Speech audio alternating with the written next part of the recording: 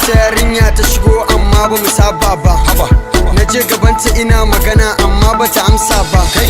Na zo da kin mota kiran bai sunanta yar baba. Tina maganan mashin wai ba ma ta saba ba. Na daɗe a layi fa tun a wurin mai shayi fa. Na bi ta sando can na gano ta da motan 'yan sanda. Ya zan yi na kyale ta, kwalawun yanzu akwai maula. In za na so ta akwai kauna, amma ni ban san yanga. Amma fa 'yan matakin haɗu, kin suka gayu sun banu. Si ta abu kamar sun tabu, in ya so ma ki tafi da mu. Wallahi Allah bakin haɗu, ni fa akan ki fa zan da ku. zan zama haske cikin duhu.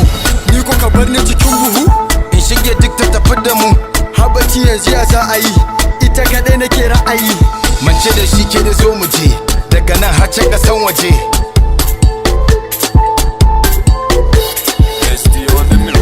Gentleloaded.com